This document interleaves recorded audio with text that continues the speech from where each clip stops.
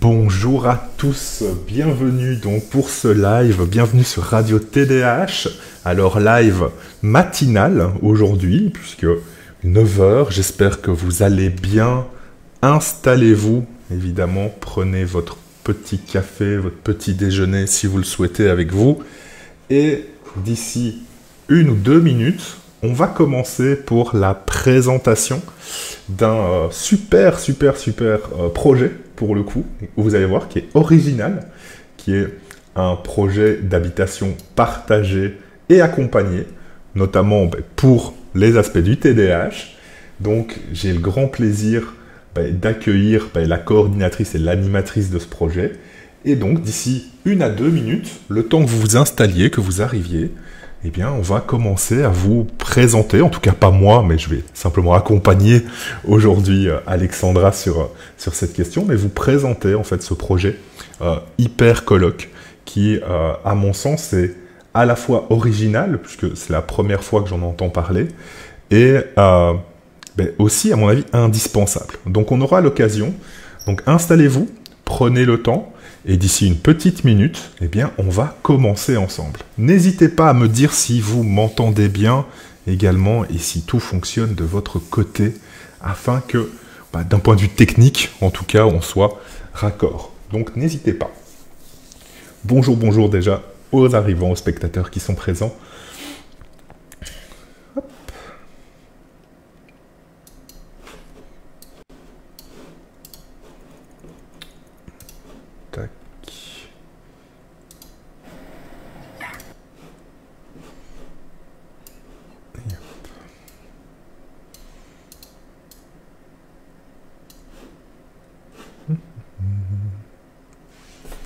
Donc, bonjour aux personnes présentes, dites-moi si vous m'entendez bien, si tout fonctionne de votre côté.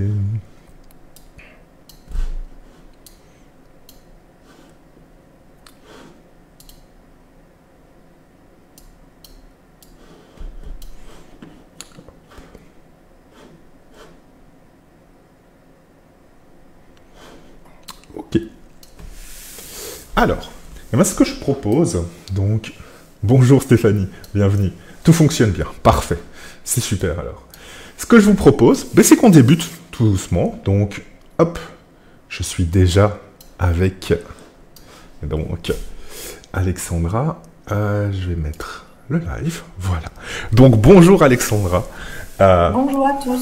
Alors, dites-nous évidemment si vous entendez bien aussi, Alexandra. Mais en tout cas, je tenais à te dire un très grand merci justement pour ta présence et d'avoir accepté aussi l'invitation donc pour Radio TDH de venir présenter ce projet. Donc, j'espère que tu vas bien. C'est pas trop tôt et que ça va. Oh non, c'est pas trop tôt pour moi. Je suis maman de 2 enfants, donc ma journée, elle commence déjà très matinalement. Ouais. Merci à vous aussi de nous accueillir, parce qu'effectivement, c'est un premier projet qui existe, et donc c'est important pour nous de pouvoir le diffuser et que les gens le connaissent, du coup. Oui, alors en sachant en plus que hier, j'ai fait un live questions-réponses hier matin, et j'avais des questions notamment d'une personne justement sur les habitats partagés. Donc ça tombait pile poil pour ta présentation aujourd'hui. Bien. Alors, écoute, ce que je propose, c'est que moi, ce que j'ai proposé, c'est justement de pouvoir en parler, parce que, comme je le disais, c'est un projet qui, moi, me semble à la fois original, dans le sens où on l'a déjà entendu, peut-être pour d'autres troubles, notamment des habitats pour la maladie d'Alzheimer, notamment, où on a pu entendre ce type de projet, mais au final, dans le cadre du TDAH, des troubles du neurodéveloppement, c'est vrai que c'est assez singulier aujourd'hui. Et donc, est-ce que tu peux simplement déjà nous présenter globalement le projet dans les grandes lignes ou dans les plus petites, hein. Moi, ça me va très très bien, évidemment. Okay. Et évidemment, dans le chat, n'hésitez pas à poser vos questions par rapport au projet et de savoir ce qui vous intéresse dans ce cadre-là. Donc voilà, je te laisse la parole. Alors oui, effectivement, le projet Hypercolloque, c'est un projet nouveau et innovant, puisque on est le premier habitat partagé pour des jeunes avec un trouble de l'attention, avec ou sans hyperactivité, en France, même voire en Europe, puisqu'il y a une expérience un peu similaire au Canada seulement. Voilà, du coup. Donc, on est les premiers en Europe. On est sur un habitat partagé. Donc, on a une villa avec 5 appartements et 3 chambres en colocation. Donc, une colocation dans la colocation, pour le coup. Pour des 18-25 ans. Ce qui est important, c'est du coup que on sait que quand on a un trouble de l'attention, le collectif, c'est pas toujours évident. Et donc du coup, ce qui est intéressant dans ce projet, c'est que on ne suit pas le collectif 24/24. On choisit les moments où on va être dans le collectif, puisque les 5 appartements permettent d'être totalement autonome et seul chez soi, puisqu'il y a même une cuisinette. Donc, on n'a pas besoin de partager les espaces collectifs si on n'est pas prêt ou si on n'en a pas envie, du coup. Et les 3 chambres en colocation au dernier étage ont une cuisine spécifique pour la colocation des 3. Donc, on est sur du semi-collectif, pour le coup, sur du petit collectif. Donc ça, c'est un gros avantage. Comment vous décrire la villa? On est en plein cœur du centre-ville de Pau, qui est une ville dans les Pyrénées-Atlantiques. Donc c'était important pour nous aussi d'être en ville, en centre-ville, pour une question de facilité de déplacement et de mobilité pour les jeunes qui vont intégrer ou qui intègrent la colocation. Sur les espaces collectifs, en fait, on a un espace de coworking collectif sur le rez-de-chaussée, une salle d'activité qui pour l'instant n'a pas d'attribution particulière parce que notre objectif est de construire avec les locataires ce qui s'y passera en fait. Du coup, dans cette salle d'activité, on a un salon, une grande cuisine, salle à manger et on a une cour intérieure. Voilà. Donc on a aussi la chance d'avoir un extérieur et en même temps un extérieur protégé puisque c'est une cour sans vis-à-vis. Donc ça c'est très chouette, avec déjà un emplacement de barbecue. Ah, c'est le principal. Barbecue d'été à venir. Ah, c'est vrai que dans le sud c'est plutôt important de pouvoir avoir ça. Bien.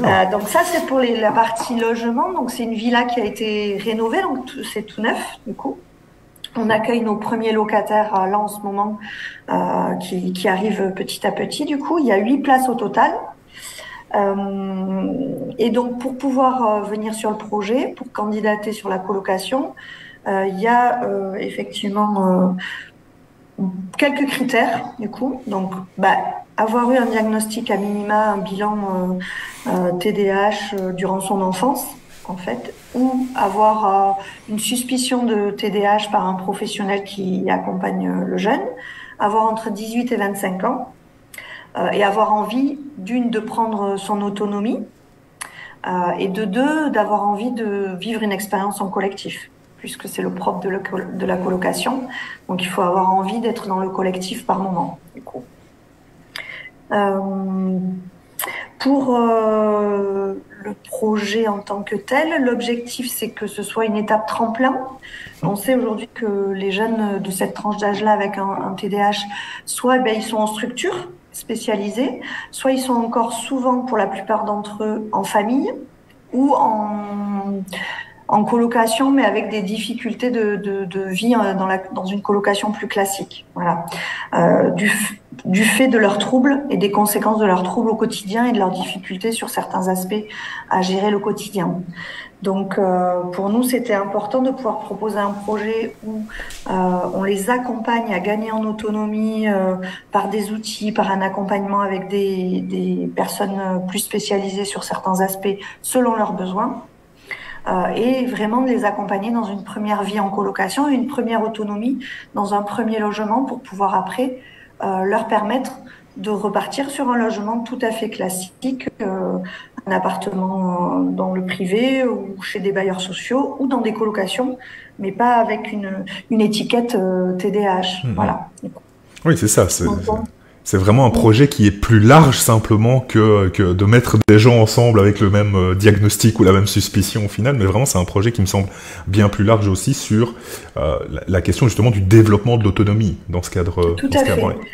L'objectif est vraiment que ce soit un passage, en fait, que la colocation hypercoloc soit un passage dans la vie du jeune, dans sa vie de jeune adulte. Comme aujourd'hui, on a des habitats jeunes, donc des anciens foyers de jeunes travailleurs, qui permettent pour les jeunes classiquement d'avoir un premier logement et d'être accompagnés sur cette prise d'autonomie dans leur vie de jeune adulte. Ben là, c'est la même chose, mais avec une étiquette TDAH pour pouvoir répondre à des problématiques du quotidien qui correspondent à leurs besoins par rapport à leurs troubles. Voilà, du coup.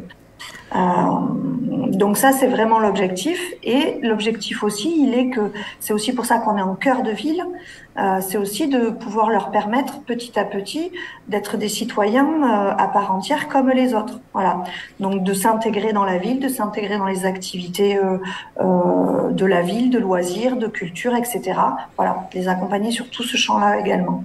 Oui, donc il y a vraiment aussi la question de l'insertion, aussi le lien vraiment à la société au sens large, qui est vraiment proposé. Et d'ailleurs, on a une première question de Stéphanie qui nous dit: est-ce que vous êtes une association et comment sont-ils accompagnés? C'est-à-dire que moi, une question qui pour rebondir là-dessus, c'est: est-ce que vous avez pris des contacts avec des professionnels de la région, avec d'autres personnes, notamment aussi avec d'autres associations, puisque si l'objectif, je suppose, c'est d'intégrer aussi dans la ville de Pau, je suppose qu'il y a des liens qui ont été créés aussi, au-delà simplement de Hypercoloc. Alors tout à fait. Alors du coup, Hypercoloc est une association. Une jeune association puisqu'elle a 2 ans d'existence. Du coup, elle a été créée il y a 2 ans par David Pouyanne, le président de l'association, qui est le fondateur du projet, puisque en fait lui-même est très intéressé, très impliqué et très motivé par ce projet, puisque aujourd'hui il a un fils qui a un trouble de l'attention, qui est un jeune adulte, et il s'est retrouvé confronté aux difficultés du coup de son autonomie de jeune adulte. Comment faire pour ne pas qu'il soit en structure spécialisée, il n'en avait pas besoin en fait, et de pas non plus être chez ses parents jusqu'à ad vitam aeternam. Donc comment l'accompagner et faire en sorte qu'il prenne son envol. Et donc c'est dans cet esprit qu'il a cherché des expériences ailleurs qui existaient, et du coup c'est comme ça qu'il a créé Hypercoloc et la colocation. Voilà, du coup. Donc c'est une association qui a 2 ans. Donc là on est en plein travail effectivement de faire connaître le projet, l'association, d'identifier les partenaires. Et dès le départ du projet, David Pouyanne a voulu s'entourer de professionnels qui ont l'habitude de travailler sur les questions du handicap, du coup, et de l'habitat partagé. Donc il s'est rapproché d'Arimoc, qui est une association localement qui travaille autour des handicaps, notamment moteurs. Du coup, grosse association sur notre territoire, et qui a déjà mis en place de l'habitat partagé, de l'habitat inclusif, et qui a plusieurs projets en cours. Voilà, sur de l'habitat inclusif. Donc en fait, on a une équipe ressources d'Arimoc, le directeur adjoint, une chargée de mission, une neuropsychologue et une assistante sociale qui travaillent avec nous pendant 3-4 ans là, pour vraiment mettre en place le projet, trouver les partenaires, travailler à un réseau de partenaires, travailler au process de mise en œuvre de la colocation et d'accompagnement des jeunes, du coup. Puisque effectivement, moi j'ai été embauchée il y a quelques mois, mais je ne suis pas une professionnelle du médical. Voilà. Moi j'ai une formation d'animatrice sociale. Okay. Donc mon boulot premier, c'est de coordonner le projet et c'est d'animer la vie partagée dans la colocation. Voilà. Donc je n'aurai pas cet aspect d'accompagnement spécialisé, puisque je suis pas éducatrice spécialisée non plus, ni de professionnelle de la santé. Voilà. Et c'est pas ce qu'on voulait. Ce projet, c'est vraiment de permettre d'être dans une vie sociale et de pouvoir gagner en autonomie. Donc du coup, on va pas se substituer à des professionnels dont nos jeunes auraient déjà un accompagnement ou auraient besoin de cet accompagnement-là. Nous, on va plutôt coordonner justement ces accompagnements-là spécialisés, ou si on identifie un besoin chez le jeune et que le jeune a besoin d'un accompagnement plus spécifique sur quelque chose, on va aller le mettre en relation avec la structure ou le professionnel dont il a besoin. Voilà. Ok, donc ouais, vraiment un travail qui souvent manque aujourd'hui parce que c'est vrai que c'est quelque chose qui revient fréquemment, la coordination de la trajectoire de soins. Et donc ici, vraiment, l'objectif, ça va être d'accompagner dans ce sens-là et de pouvoir cadrer avec le jeune en question justement cette coordination, cette trajectoire au final de soins avec le patient. Ok, c'est super. Oui. Et dans un autre partenariat fondamental qu'on a mis en place très vite, c'est aussi le partenariat avec le CHP de la ville de Pau, donc l'hôpital psychiatrique de la ville de Pau, et le docteur Rosier, qui est sur le service addiction adulte de l'hôpital et qui est spécialisé sur le TDAH. Et qui forme d'ailleurs ses collègues au sein du CHP sur les questions de TDAH. Donc on travaille avec lui et il fait partie de notre commission de candidature, de recrutement des locataires. Voilà. Okay. Ça c'était important, du coup, ces deux partenariats privilégiés. Et maintenant, effectivement, on est en train de mettre en place des partenariats avec des structures comme des groupements d'entraide mutuelle, des GEM, pas forcément sur du TDAH, parce que sur notre territoire, il n'en existe pas à notre connaissance, mais sur, par exemple, un GEM, les jardins d'hiver qui sont avec des jeunes adultes ou des adultes tout court, avec des troubles de l'autisme. Okay. Du coup, voilà. Donc, on est en train de mailler un peu les partenariats. Et on fait des rencontres de partenaires tous les 2 mois sur la colocation pour faire connaître le projet, qu'ils viennent sur place pour pouvoir visiter et pour les jeunes qui vont commencer à rentrer maintenant, pour ceux qui auront envie de pouvoir rencontrer ces professionnels, il y aura aussi cette possibilité-là. Nos locataires pourront commencer aussi à rencontrer des professionnels pour parler du projet, pour parler de leur vie ici dans la colocation. L'objectif, c'est vraiment de les mettre au cœur de notre projet et de construire avec eux les règles de la colocation, mais aussi toute la communication, tous les partenariats par rapport à leurs envies, leur affinité de s'engager avec nous sur ce projet-là. Voilà, en fonction de chacun. Donc c'est vrai qu'ils vont faire partie aussi de la façon de communiquer à l'extérieur, puisque c'est eux qui vont vivre l'expérience vraiment aussi, et donc de pouvoir voir ça. Ok. Ce qui va vous aider aussi, sans doute à évoluer dans le processus aussi peut-être et d'ajuster un peu les choses avec les personnes. Ouais. Ok, c'est super. Alors j'ai bonjour Plume, Laurie, Cindy, Cécile. Donc l'idée c'est que je rappelle c'est à Pau, donc petite ville du sud-ouest très agréable. Et il y a un barbecue dans le jardin, on le rappellera quand même. On a une question. Alors je sais pas, a priori vous aurez pas aujourd'hui à mon avis le recul par rapport à ça, mais est-ce que vous avez une idée du temps de passage dans le logement en moyenne, à peu près? Vous envisagez quelque chose ou parce que l'idée, c'est la transition, donc est-ce que vous avez déjà...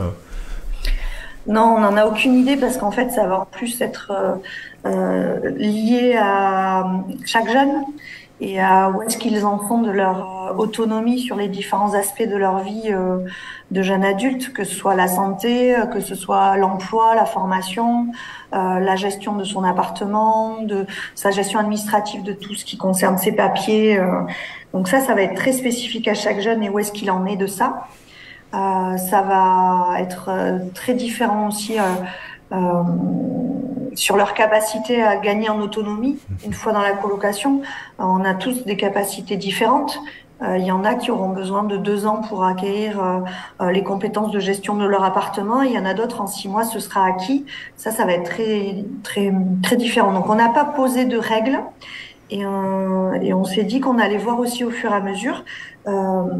L'objectif, c'est pas non plus que un jeune qui arrive à ses 25 ans, du jour au lendemain, il se retrouve dehors. Hein. C'est pas du tout notre état d'esprit.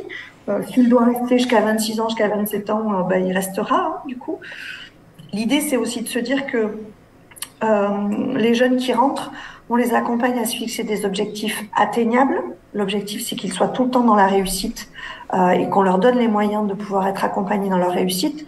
Donc, on va travailler avec eux à des objectifs atteignables à moyen et long terme. Et après, on fera des points réguliers avec eux pour voir où est-ce qu'ils en sont, quelles difficultés encore ils rencontrent et réajuster potentiellement les objectifs, du coup, qu'ils se fixent. Okay. Donc après, un jeune qui sera, par exemple là, on en a quelques-uns qui arrivent, on en a 3 qui arrivent dans une semaine, qui vont emménager dans une semaine. Il y en a un, on pense qu'il va rester plutôt une année parce qu'il a déjà enclenché énormément de choses. Il a déjà vécu en appartement seul, etc. Donc, sa marge d'autonomie, elle va être assez rapide. Il a besoin d'un moment un peu de se poser, de reprendre son souffle et de finir une formation de façon importante pour pouvoir après s'insérer professionnellement. Il y en a 2 autres qui vont rentrer. Pour eux, ça va être plus long, le passage. On se dit que ça va être au moins 2 ou 3 ans. Voilà. Mais on n'est que sur des prédictions, entre guillemets, quoi. Oui, c'est ça. Du coup, voilà. Mais c'est vrai que c'est intéressant parce que cette idée d'avoir aussi créé des espaces, un espace coworking à l'intérieur, de pouvoir aussi que les gens vont pouvoir se rencontrer, communiquer, peut-être se donner aussi des astuces entre eux, puisque je suppose aussi que dans l'idée aussi de développer cet aspect d'autonomie pour les personnes, pour les locataires, c'est aussi qu'ils puissent rencontrer socialement d'autres personnes sur place et donc potentiellement de rencontrer éventuellement de nouvelles perspectives aussi, puisque c'est l'expérience, l'échange d'expériences qui va aussi parler entre les gens. Donc effectivement, on voit que c'est un projet qui vise pas simplement, encore une fois, comme je tiens à le rappeler vraiment, à juste mettre des personnes qui ont un diagnostic de TDAH ou une suspicion de diagnostic de TDAH juste sous le même toit et de dire ah ben voilà, c'est parce que vous êtes TDAH qu'on vous met tous ensemble, parce que je vois déjà les critiques arriver. C'est un petit peu ça, se dire oui mais c'est de la discrimination, faut pas les mettre tous ensemble, ainsi de suite, faut partager. Donc c'est important de rappeler que c'est vraiment un projet qui est beaucoup plus global simplement que juste de mettre en location des gens, en colocation des gens qui ont un diagnostic spécifique, comme parfois on peut l'entendre. Donc, complètement. Notre objectif, il n'est pas du tout de les cloisonner entre jeunes TDAH, mais plutôt de faire en sorte que, effectivement, comme ils ont des troubles sur lesquels ils peuvent se retrouver, ils peuvent se comprendre, et pour pouvoir être sur une étape entre guillemets d'insertion sociale, on sait quand même ce sont beaucoup de jeunes qui se retrouvent isolés très vite, et donc du coup reprendre contact avec le collectif, avec les autres, est plus facile si on a des gens en face qui comprennent ce que l'on vit parce qu'on le vit soi-même. On est un peu parti de ce constat-là, en fait, et on est parti aussi sur un principe qui est qu'on veut être sur de la paire et danse. Donc, effectivement, ils ont tous des personnalités différentes, des atouts et des difficultés différentes. Et l'idée, c'est aussi qu'ils s'entraident les uns les autres. L'un d'entre eux qui est plus à l'aise dans les modes de déplacement, les mobilités, dans sa gestion, va aider celui qui, lui, par contre, est du coup au stade à peu près 0, de savoir se déplacer dans une ville, de se repérer, de prendre des bus. Voilà. Quelqu'un qui aime cuisiner et qui cuisine bien va donner un coup de main à celui qui n'a jamais cuisiné. Voilà. C'est vraiment d'être dans cet esprit-là, mais pas que non plus entre soi. C'est-à-dire que le premier niveau effectivement de sociabilité, ça va être la colocation, et c'est déjà un pas énorme pour certains d'entre eux d'être en relation avec d'autres dans un lieu de vie. Et une fois que les uns les autres vont avoir fait ce premier degré-là de contact, notre objectif, il est aussi d'être sur des actions avec d'autres jeunes de leur âge, parce que l'objectif aussi, c'est qu'ils puissent se faire un réseau social, en fait, pour pouvoir effectivement intégrer la société comme tout le monde, en fait. Pour ça, il faut qu'on puisse faire des temps avec d'autres jeunes tout à fait classiques. Et donc, on a déjà des contacts avec justement un foyer de jeunes travailleurs, un habitat jeune sur le territoire. Et on s'est déjà dit qu'on ferait, par exemple, des soirées-jeux en commun chez l'un ou chez l'autre, parce qu'ils ne sont pas très loin de notre colocation. On a plein de partenaires qui sont vraiment à proximité, et donc de pouvoir faire ça. On a aussi un bar associatif qui est pas loin, donc de faire des soirées là-bas. Voilà. L'idée, c'est d'abord qu'ils se sentent bien dans la colocation et qu'ils prennent leur repère, et ensuite, c'est de les amener sur l'extérieur, sur le reste de la ville, pour qu'ils rencontrent d'autres jeunes de leur âge, pour créer des liens d'amitié et autres, comme tout un chacun. Ok, super. Il y a une question d'ailleurs qui est aussi intéressante, c'est qui juge de l'autonomie suffisante du jeune pour prendre son envol? Est-ce que c'est lui? Est-ce que c'est sa famille? Est-ce que c'est les professionnels de la colocation? Est-ce qu'il y a déjà un plan par rapport à ça qui est là-dessus? Non, alors nous, on est vraiment dans l'expérimentation, et on veut justement pas trop imaginer de process en avance. On veut vraiment les construire pas à pas avec les jeunes, puisque c'est les jeunes de la colocation qui vont nous faire avancer, nous faire poser des questions et nous dire bon, mais là, qu'est-ce qu'on fait, comment on le fait, de quelle façon. Par contre, le mot d'ordre qui va nous faire toujours sens, c'est que il doit toujours être partie prenante, le jeune, et c'est bien lui qui doit décider, être force de proposition. Donc, dans la question là que vous posez, pour nous, c'est ça, c'est le jeune qui va nous dire, moi, je me sens prêt, j'ai envie d'aller vivre ailleurs, voilà. Et donc, à partir de ce moment-là, effectivement, nous, on va voir avec lui et les autres professionnels de quoi il a besoin pour pouvoir bien préparer son départ, vers où il part. Comment, de quelle façon, à quelle échéance, voilà. Si on a un jeune, par exemple, qui lui ne se sent tellement bien dans la coloc, qui veut pas partir, notre boulot, il va être de l'accompagner aussi, à lui rappeler que c'est une étape tremplin pour lui et que l'objectif, c'est qu'il ne reste pas dans la coloc toute sa vie, parce qu'il a une autre vie à vivre ailleurs, du coup, et que s'il se sent pas prêt, qu'est-ce qui ferait qu'il se sente prêt? Voilà. Et peut-être qu'à ce moment-là, c'est aussi d'en discuter avec sa famille, avec les professionnels, de voir où est-ce qu'il en est aujourd'hui et de quoi il a besoin. Parce qu'après, notre objectif étant que ce soit quand même une étape tremplin et que les jeunes soient de passage et qu'ils laissent la place à d'autres jeunes qui ont besoin eux aussi de passer cette étape, on va devoir aussi quand même les accompagner à partir à un moment donné. Ce qui pourrait nous dans notre projection, ce qui pourrait nous alerter, c'est par exemple un jeune qui stagne et qui n'avance pas du tout. Voilà. Là, on fera un point avec les professionnels, le jeune et la famille sur qu'est-ce qui se passe qui fait que du coup il n'avance pas du tout. Et s'il avance pas du tout et qu'il ne peut pas avancer, comment on va l'accompagner à être sur un autre un autre projet. Peut-être que du coup Hypercoloc n'était pas le bon projet. Oui, c'est ça. À ce moment-là de sa vie aussi peut-être. Ouais. Ok. Alors une question effectivement qui est importante, c'est quel est le financement du projet? Quels sont les coûts pour les particuliers qui viennent justement dans ce projet? C'est une très bonne question. Alors du coup, on a une convention avec le conseil départemental, puisqu'on est un habitat inclusif, et dans le cadre des habitats inclusifs, il y a des financements.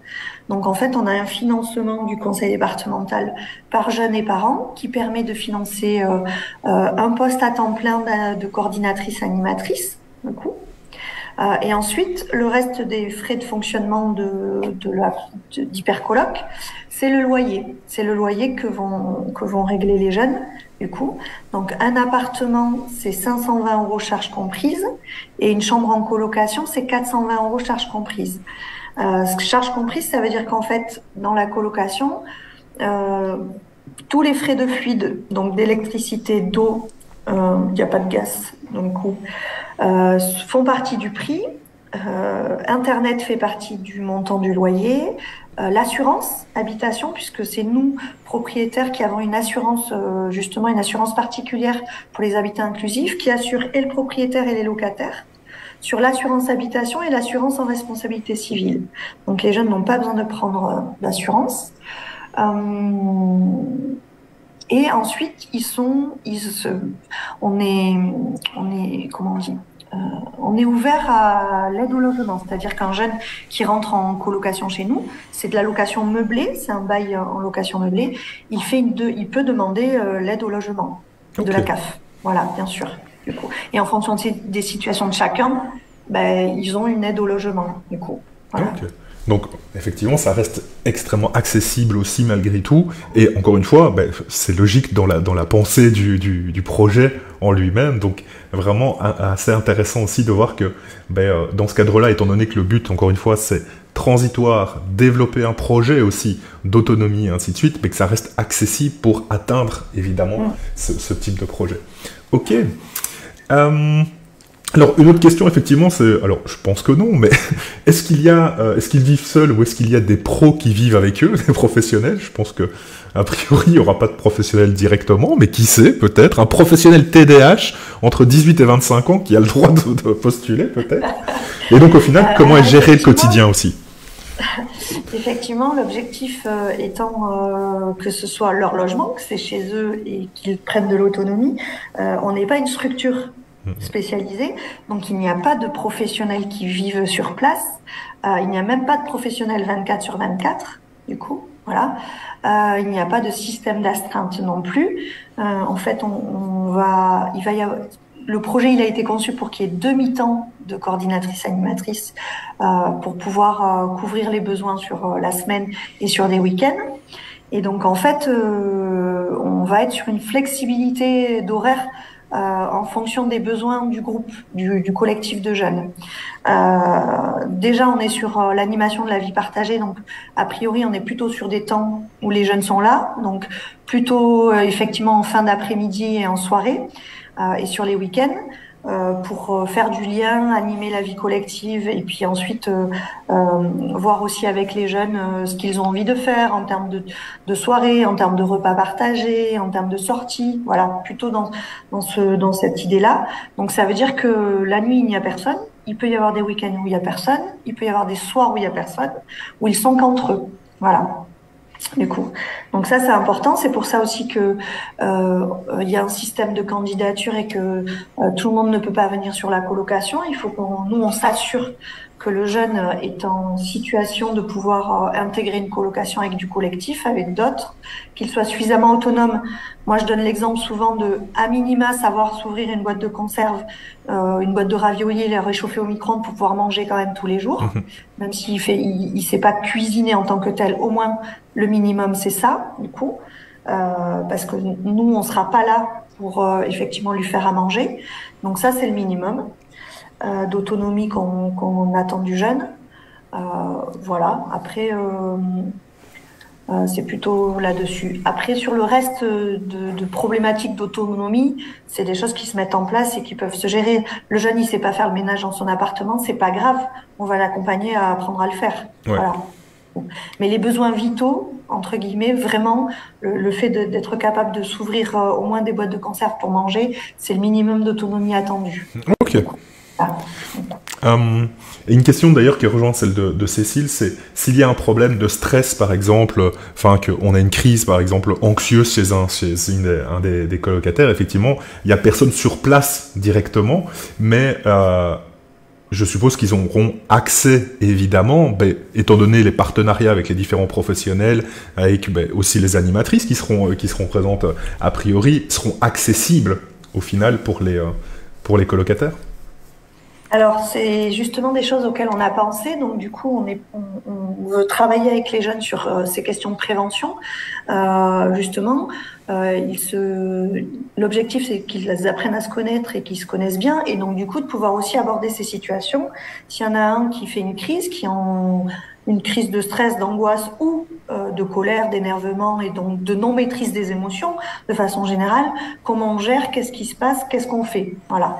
Donc l'objectif, il est de le poser avec eux et de le discuter, de le travailler avec eux et de faire, entre guillemets, comme des protocoles de qu'est-ce qu'on fait dans cette situation, qui on appelle, qui on prévient et comment on réagit, en fait. Voilà. Et d'avoir un espace dans la colocation dans lequel il y a ces protocoles soit d'afficher, soit de mis à disposition pour qu'on puisse réagir dans ces situations. Dans notre idée, on voudrait arriver à faire ça pour aussi les sensibiliser au fait que c'est aussi là, à ces moments-là qu'on doit aussi céder. Voilà. Mais céder quand c'est possible de céder. C'est-à-dire qu'un jeune qui, pour lui, c'est impossible de se retrouver face à quelqu'un qui fait une crise d'angoisse ou une crise de colère, on va pas le confronter à ça. Dans ce cas-là, qu'est-ce qui se passe? Qui on appelle pour intervenir? Voilà. Bon. Ah oui, donc vous avez même pensé au protocole de gestion des risques directement dans ce cas-là. On y a pensé parce qu'effectivement, ça va se poser assez vite puisque les jeunes arrivent là, commencent à emménager. Au moins, comment on le met en place et comment on le teste et on essaye. Et puis après, on verra si ça marche ou si ça marche pas, du coup. Ouais. Ok, super. Donc vraiment avec cette question aussi du développement du projet en lui-même par les personnes qui sont présentes. Et justement, en lien avec ça, j'avais envie de demander, donc c'est une première à Pau, donc on disait c'est une première en France, mais c'est aussi une première en Europe, donc c'est important aussi de le rappeler dans le cadre du TDAH aujourd'hui. Est-ce qu'il y a des projets d'avenir de développer ça ailleurs, parce que je vois donc Anne, c'était la personne qui était là hier, je vous en ai parlé justement hier matin dans le live, et qui avait des questions sur cet aspect-là. Elle demande notamment le fait, est-ce que les logements sont-ils réservés vraiment aux moins jeunes, donc le 18-25 ans, parce qu'aujourd'hui c'est le choix qui a été posé, parce que elle nous dit, elle a 27 ans, elle vit en colocation avec 5 personnes en région parisienne, mais effectivement avec un TSA et un TDAH, c'est un poids pour eux au quotidien, et donc ça peut être compliqué. Donc est-ce qu'aujourd'hui aussi, Hypercoloc a des projets d'avenir, d'extension dans d'autres villes éventuellement, ou pas, parce que ça pourrait tout à fait être entendu aussi? Alors, pour l'instant, c'est pas le cas, parce que notre objectif premier, là, c'est de se centrer sur notre expérience ici à Pau et de faire que ça marche et que ça fonctionne. Mais on est déjà effectivement appelé du pied par d'autres villes qui ont commencé à entendre parler du projet. Et qui nous demandent quand est-ce qu'on va nous aussi ouvrir un habitat inclusif à Bayonne, à Paris, à Lyon, enfin. Et donc là, on dit, pour l'instant, nous, on n'est pas du tout opérationnel en termes d'association. Ça fait 2 ans qu'on existe. On a un gros enjeu de réussite de notre projet ici à Pau, pour que, avant d'essaimer, il faut déjà expérimenter le projet et s'assurer que ça répond bien aux besoins et qu'on est dans et que le projet fonctionne. Voilà. Mais dans la tête du président de l'association, David Pouyanne, il n'est pas du tout fermé à s'aimer ailleurs, bien au contraire. Mais pour le moment, on se centre là-dessus plutôt. Ouais. Donc c'est vraiment cet objectif-là de le faire tourner. Effectivement, je pense que dans un cadre des débuts effectivement d'associations et de projets un peu pilotes entre guillemets, puisqu'il faut le tester, il faut vraiment voir ce qui peut être améliorable avant de l'étendre. Effectivement, aujourd'hui, à mon sens, en tout cas, c'est vraiment la raison qui va piloter votre idée de rester. Quand même. Donc, parce que... Complètement. Par contre, on peut, je pense on a très envie que la question du TDAH soit davantage mise sur l'espace public et puis traitée d'une façon différente que ce qu'elle l'était sur les dernières années. Donc, on est tout à fait ouvert à ce qu'il y ait d'autres porteurs de projets qui puissent porter des projets similaires ailleurs dans d'autres villes et qu'on puisse partager notre expérience. Ça, il y a aucun souci. Mais nous, Hypercoloc, pour le moment, on va pas apporter d'autres projets avant d'être sûr que celui-là fonctionne. Ouais. Donc c'est ultra intéressant. Donc, pour faire le résumé, vous avez ce projet, donc une villa avec 5 appartements, 3 colocs aussi, 3 chambres colocatives en plus, avec des espaces notamment de coworking, espaces d'animation. On ne sait pas encore trop à quoi il va servir, mais il est là, en tout cas, donc ça c'est bien. Cette idée aussi, elle est à Pau, donc l'objectif aussi c'est de développer, d'apprendre petit à petit aussi ce qui va fonctionner, ce qui va moins fonctionner avec les gens, et de développer encore une fois ce projet petit à petit avec les locataires effectivement du projet.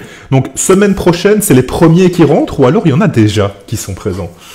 Alors, il y en a un qui est là, qui est rentré et qui va repartir du coup, et peut-être revenir plus tard, mais pour l'instant, il va repartir.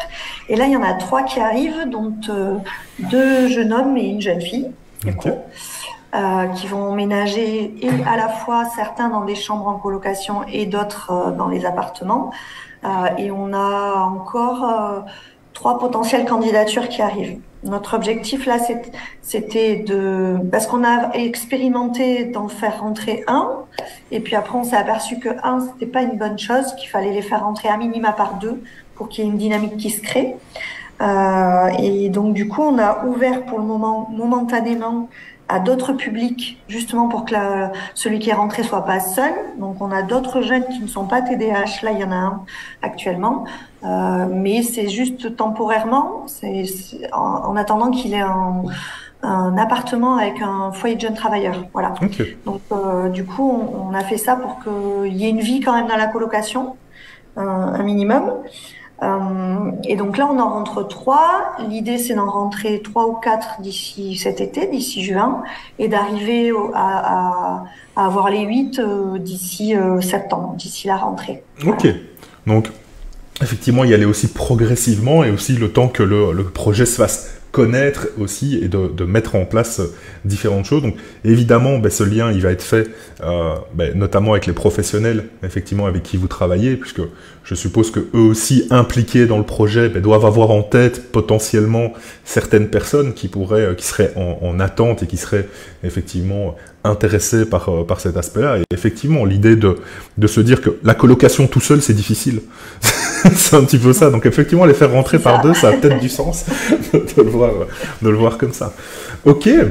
Donc, idée aussi du développement potentiel, mais pas pour le moment. Le développement va vraiment être centré sur mieux connaître aussi comment ça va fonctionner, de voir un petit peu effectivement cette dynamique qui va s'installer petit à petit de votre côté.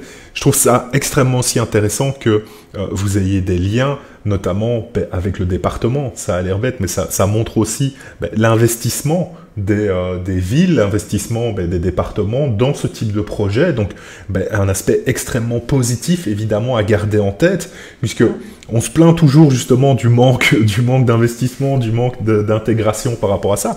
Je trouve que c'est un message qui est extrêmement positif et donc qui est possible aujourd'hui. Moi, c'est ça aussi que je tiens à souligner, parce que c'est vrai qu'on est dans une époque un peu négative, où on a l'impression vraiment qu'on fait pas assez, qu'on n'avance pas. Et je trouve justement que c'est pour ça aussi que le projet m'intéressait, que je voulais le mettre en avant, c'était cette idée que, s'il y a des nouvelles choses qui sont en train de se faire, évidemment, on aura toujours des gens pour dire ça n'avance pas assez vite. Et je suis d'accord sur le principe de ça avance pas assez vite, mais ça avance. On n'est pas en train de reculer par rapport au TDAH. On voit qu'il y a des initiatives qui sont faites et que justement, on a de l'investissement à la fois par des professionnels tels que vous de s'investir là-dedans, par des personnes concernées, puisqu'au final, le projet, et c'est intéressant de le souligner aussi, est porté par un papa d'un enfant TDAH, enfin d'un jeune adulte, maintenant TDAH. Donc on voit encore une fois cet aspect qui est porté aujourd'hui aussi par les personnes concernées directement et qui créent ce type de projet. Donc évidemment, je trouve ça extrêmement intéressant. Est-ce que dans l'avenir, vous avez potentiellement, au-delà de l'extension et de la reproduction du projet, des idées aussi à développer, plus de partenariats éventuellement à développer dans un avenir donc notamment l'insertion du travail ou autre? Alors, en fait, c'est déjà des partenariats qui existent, parce que du coup, l'objectif, il est vraiment d'être en articulation de ce qui existe déjà. Donc, on est déjà en lien et on travaille avec la mission locale qui accompagne les jeunes, du coup. Donc, soit c'est des jeunes qui sont déjà accompagnés, soit nous, on peut les orienter sur la mission locale s'ils sont à cette étape-là. On travaille avec l'école Deuxième Chance. On a une école Deuxième Chance sur Pau, donc on travaille déjà aussi avec eux. Tous les services d'orientation des institutions liées au handicap maintenant commencent à nous connaître et nous avoir repérés, puisqu'on a des jeunes qui arrivent par ce biais-là, par exemple. Du coup, pareil avec l'équipe mobile du centre hospitalier qui accompagne aussi des jeunes. Donc vraiment, on va pouvoir nous soit orienter s'il y a besoin, soit c'est eux qui nous orientent. Donc on commence à être un peu quand même bien identifié et d'identifier l'écosystème. Donc nous, on va pas travailler sur ces questions-là en tant que telles, on va plutôt orienter vers les acteurs qui travaillent sur ces questions. Nous, si on développe vraiment de nouveaux partenariats, c'est vraiment sur la question de l'accès aux loisirs, à la culture, à la citoyenneté. Donc il y a un espace de vie sociale sur le quartier où on est installé. Donc on va développer des partenariats avec eux, des actions avec eux. On veut développer un partenariat avec un cinéma d'art et d'essai qui est juste à côté. Voilà, du coup. Donc, à long terme, l'idée, effectivement, après, ça va être aussi de travailler à diffuser davantage d'informations sur ce qu'est le TDAH et ce qu'il n'est pas, en fait. Et de vraiment travailler sur ces questions-là. Ça sera un objectif pour nous. Et l'autre objectif, c'est vraiment d'arriver à accompagner les jeunes à ce qu'ils aient accès aux loisirs, à la culture de façon tout à fait classique. Comme on a une carte d'étudiant, du coup, on est locataire à Hypercoloc et on a des avantages pour le ticket de cinéma, du cinéma d'art et d'essai du coin. Et on y va parce qu'on a repéré, qu'on connaît, et on est rassuré d'y aller parce qu'on connaît déjà. Voilà. Vraiment, c'est de faire du lien et de mettre en lien. Ok, super. Et justement, alors là je rebondis, mais alors je trouve ça extrêmement intéressant, c'est cette idée de mieux faire connaître le TDAH aussi à un moment donné. Est-ce que vous avez potentiellement comme idée ou en développement peut-être des... enfin je sais pas quelle forme ça peut prendre, mais des soirées ou des formes de présentation de ce que c'est le TDAH, en faisant intervenir évidemment ceux qui le souhaiteraient, les colocataires, de venir expliquer au final leur expérience du TDAH un petit peu pour que les gens puissent mieux connaître un peu cette notion-là? Alors, l'idée, on l'a. Après, c'est effectivement de voir avec les jeunes ceux qui ont envie, ceux qui se sentent en capacité de le faire. Ça peut être par d'autres biais, même si c'est pas du témoignage en direct, en présentiel. Ça peut être de faire des petites vidéos. Ça peut être, si on en a un qui dessine, ça peut être de faire un peu de panneaux de BD. Enfin, voilà.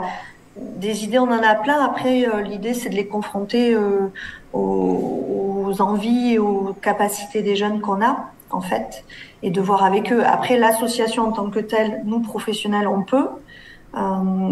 Mais l'objectif, c'est vraiment de le faire avec eux. Donc, on n'ira pas plus vite que la machine. Voilà. Non, des idées, on en a plein. Ouais. Non, mais c'est ça. Des idées d'aménagement de notre cours, nous, on en a plein. Moi, j'y suis tous les jours. On a pour l'instant des petites tables avec des chaises dans la cour, mais des idées, j'en ai plein. Mais l'objectif, c'est vraiment plutôt de les confronter aux jeunes et de qu'est-ce qu'ils veulent les jeunes, en fait. Voilà. Ça sent le potager. Ça sent le potager collaboratif. Attention. Voilà, par exemple. Bah, c'est développé, hein, ça s'est développé, donc pourquoi pas. Donc, ok, super. Comme la salle d'activité, ça peut être une salle de sport, voilà, par exemple. Ouais.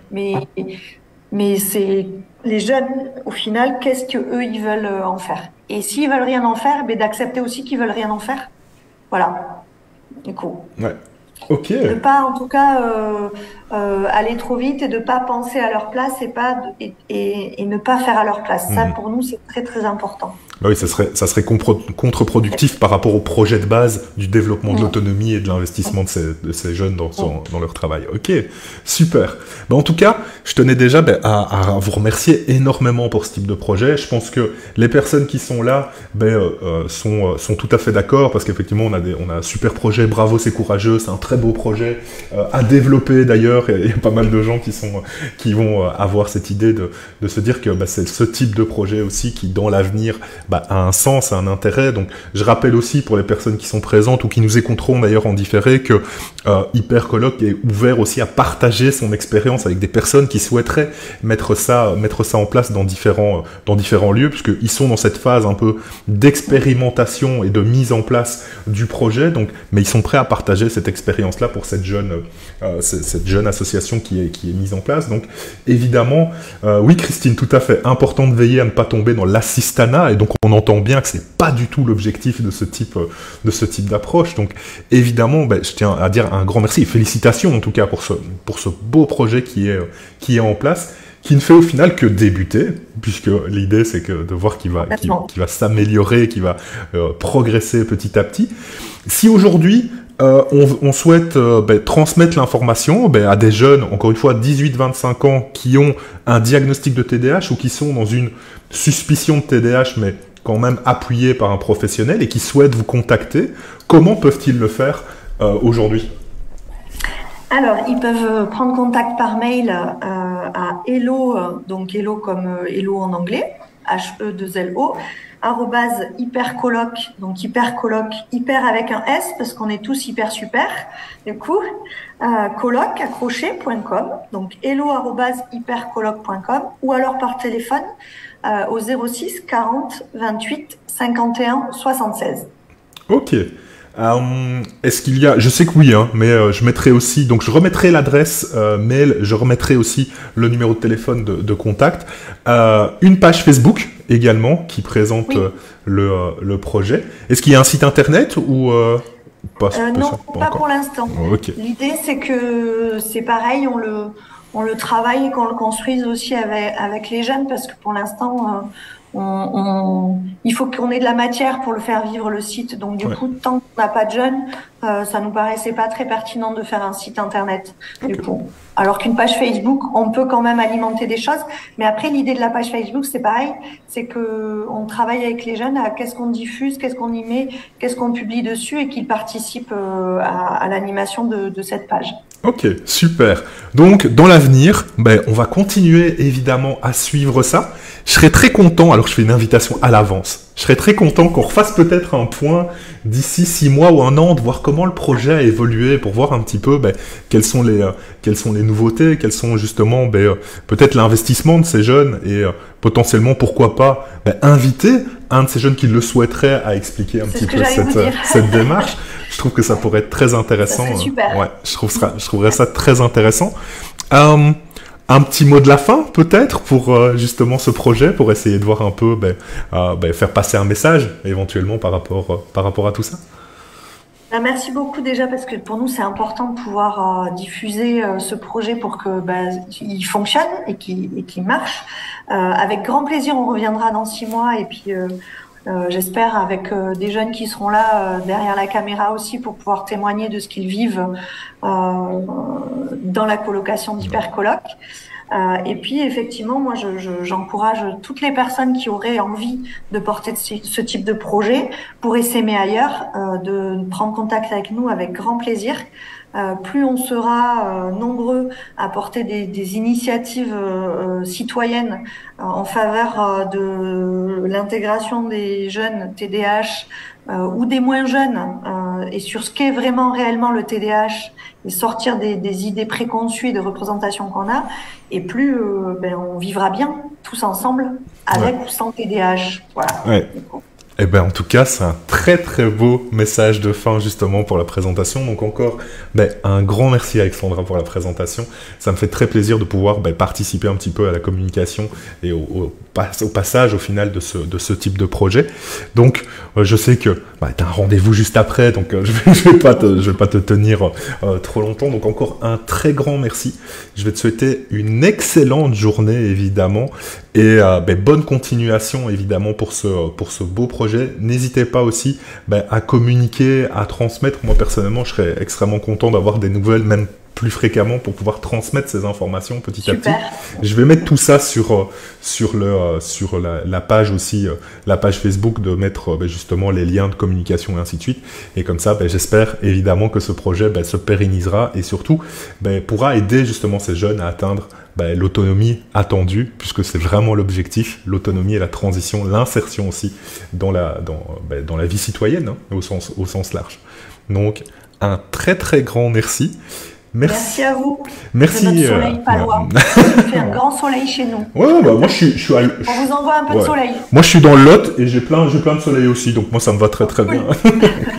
Donc un grand merci. Je vais dire un grand merci aussi à toutes les personnes qui ont été présentes, qui ont posé toutes leurs questions justement, et qui ont amené justement ces questions précises sur savoir comment ça fonctionnait, un petit peu quelles étaient les attentes par rapport à tout ça. Donc merci évidemment à tous. Le replay sera disponible sur la page, comme d'habitude, évidemment. Donc, je vais vous souhaiter à tous une excellente journée, et à tout bientôt pour la présentation de nouveaux autres projets. Allez alors, bonne journée à tous. À bientôt.